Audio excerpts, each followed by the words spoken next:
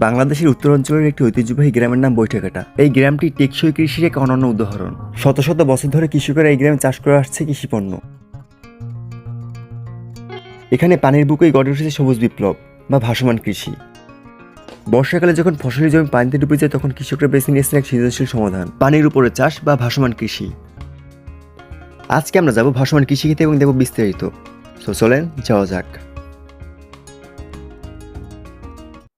বাংলাদেশ কৃষি প্রধান দেশ। কৃষি প্রধান এই বাংলাদেশে রয়েছে নানা বিস্ময়, আর ঠিক তেমনই বিস্ময় রয়েছে কৃষিতেও। পানির উপরে কৃষি বা ভাসমান সবজি চাষ। বাংলাদেশের উত্তরাঞ্চলের বরিশাল বিভাগের পিরোজপুর জেলার নাজিরপুর উপজেলা রয়েছে এই কৃষি। এই কৃষি পদ্ধতি আপনাকে দেখতে হলে চলে আসতে হবে নাজিরপুর উপজেলার বৈঠাকাটা গ্রামে। এই ভাসমান কৃষির প্রথম ধাপটা মূলত শুরু হয় এখান থেকে। কৃষকেরা প্রথমে বীজ সংরক্ষণ করেন এবং বীজ গজানোর প্রক্রিয়াটা এখানে সম্পন্ন করা হয়। কৃষকেরা তাদের নিজস্ব উপায়ে এখানে বীজ তৈরি করেন। ভিডিওর ভিতরে আমরা সম্পূর্ণ জানার চেষ্টা করবো কিভাবে কি করা হয়। এখানে নারী পুরুষ সমানে কাজ করে এবং অর্থ উপার্জন করে। চারা তৈরির যে প্রথম ধাপটা সেখানে কিন্তু এখানে সম্পন্ন করা হয়। এখানে কিন্তু চারা যে বীজটা এখানে বপন করা হয়, আপনাকে সবকিছু দেখানো হয়েছে। এখানে এই সাইডে যে আছে এখানে কিন্তু এটা লাগানো হয়, আর ওই সাইডে আমরা একটা জায়গায় গিয়েছিলাম, সেখানেও কিন্তু বপন করা হয়।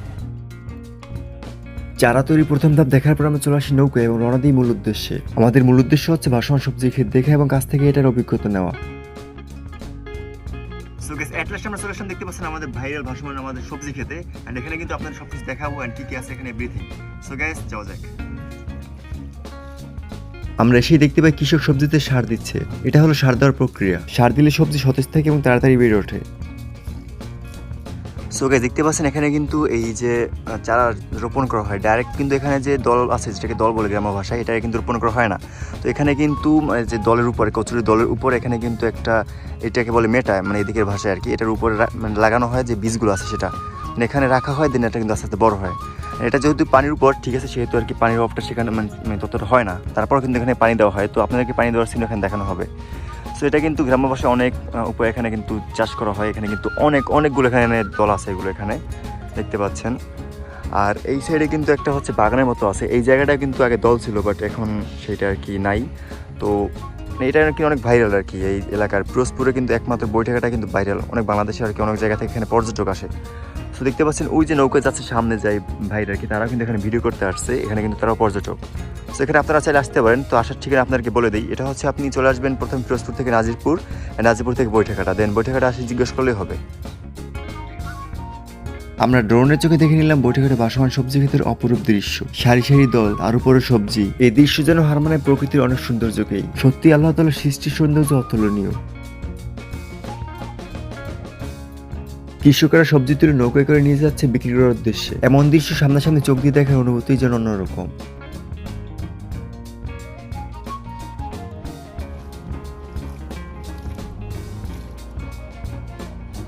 এটা হলো ভাসমান সবজিতে পানি দেওয়ার প্রক্রিয়া। সবজি সতেজ ও জীবিত রাখতে এই প্রক্রিয়া অবলম্বন করা হয়। কৃষকরা নৌকার মাধ্যমে খাল থেকে পানি উঠিয়ে পানি প্রয়োগ করেন সবজিতে।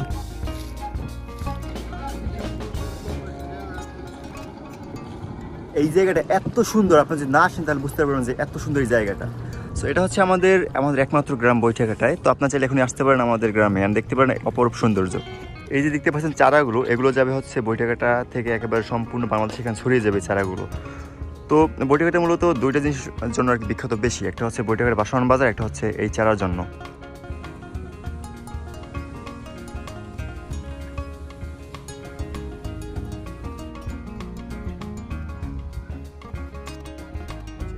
চারা রোপণের কিছুদিন পর এতটুকু সাইজে হলে চারাগুলো উত্তোলন করা হয়। সার, পানি এবং নিয়মিত যত্ন নিলে কিন্তু চারাগুলো অনেক তাড়াতাড়ি বড় হয়ে যায়, এবং চারাগুলো বড় হওয়ার পর এখান থেকে নিয়ে যাওয়া হয় বাজারজাতের উদ্দেশ্যে।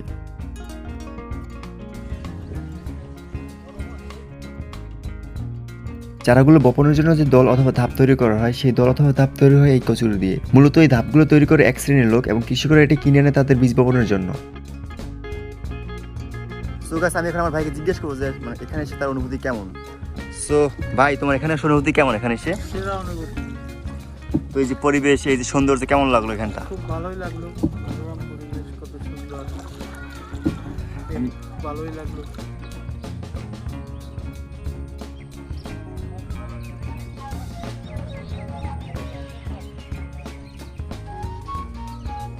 ভাই, এই যে চারা তৈরি করে, ঠিক আছে, এই যে ধাপে আর কি চারা তৈরি করে, এটার প্রসেসটা কি? এর প্রসেসটা হলো, এই যে জমিটা দেখতেছেন, এই জমিতে যখন আবাদ থাকে তখন এই জমিতে কচুরি থাকে। কচুরি বলতে আমাদের গ্রামের ভাষায় বলে টগরা। সিজন আসলে তখন এই কচুরিগুলা সব এক জায়গায় এরকম ধাপ করে। পরে এই ধাপ করার পরে কিছুদিন রাখা হয়, যেমন 10 দিন 15 দিন রাখা হয়। রাখা হলে পরে এটা আর কি শুকায়, যেমন নিচেরটা একটু চঞ্চিল হয়। এটা বীজ রোপণ করা হয়েছে মাত্র। তো তারপরে এই যে বাসমান পদ্ধতিতে এগুলা এখানে রাখা হয়।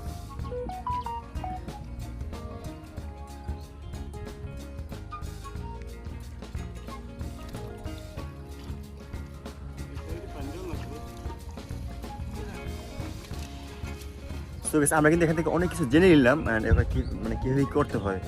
তো আসলে কিন্তু আমরা অনেক কিছু অজানা, কারণ আমরা তো এইসবে অভ্যস্ত না। যদিও গ্রামে থাকি মানে তবুও মানে এগুলো অভ্যস্ত না।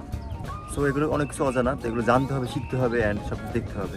তো আমাদের কিন্তু অনেক কিছু শেখার আছে জীবনে, তো আমার অনেক কিছু দেখার আছে। সো গাইস, এবার আমরা জেনে নেবো যে এই চারাগুলো আজকে কোথায় কোথায় যায় মানে এখান থেকে আমাদের। তো আমি এটা সম্পর্কে ততটা অবগত নই, কারণ আমি এলাকায় বেশি থাকি না, এইসব বিষয়ে আমি খুবই আর কি অবগত নাই আর কি। তো এই কারণে মানে ভাইকে নিয়ে আসছি এখানে ঘুরতে, অ্যান্ড তার কাছ থেকে সমস্ত তথ্য জেনে নেবো এখানকার। তো ভাই, এই যে চারাগুলো আছে এই জায়গায় মানে চারাগুলো কোথায় কোথায় যায় এখান থেকে?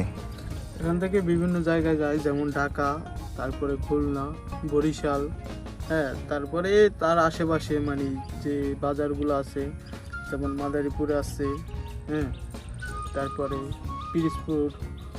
তো আমাদের এখান থেকে বাংলাদেশের প্রায় মানে এই দক্ষিণবঙ্গে যত জায়গা আছে সব চারাগুলো আমাদের এখান থেকেই যায় বেশিরভাগই। সো ভাই, এরকম মানে গ্রামে এসে নৌকা চালানোর মজা, ঠিক আছে, মানে সত্যি অসাধারণ একটা অনুভূতি। তো আপনার গ্রামে আসেন, নৌকা চালান, মানে গ্রামের ফিলই আলাদা ভাই এখানে। তো আমরা এখন দেখতে পাচ্ছি মানে আবহাওয়াটা ভাই মানে অস্থির আবহাওয়া। তো মানে আমাদের চারপাশে ভিউ আর কি, অ্যান্ড আকাশটা আজকে অনেক সুন্দর। প্রকৃতি আজকে আমাদের ডাকতেছে আর কি, এরকম একটা ফিল আছে। কৃষকরা চারা উত্তোলনের পর এরকম চারাগুলো নিয়ে আসেন পাইকারদের কাছে। পাইকাররা কৃষকদের কাছ থেকে ন্যায্য মূল্য চারা কিনে এবং পুরো বাংলাদেশে পৌঁছে দেয়। কৃষি প্রধান এই বাংলাদেশের গ্রাম বাংলার অনেক মানুষ কৃষির সাথে জড়িত। আমাদের উচিত কৃষক এবং কৃষি উন্নয়নে কাজ করা, যেন কৃষকরা তাদের কৃষি আগ্রহ ধরে রাখতে পারে। সো আজকে ভিডিও এই পর্যন্তই। আপনার সাথে দেখাবো নেক্সট কোনো ভিডিওতে। সো টেক কেয়ার, বাই, আল্লাহ হাফেজ।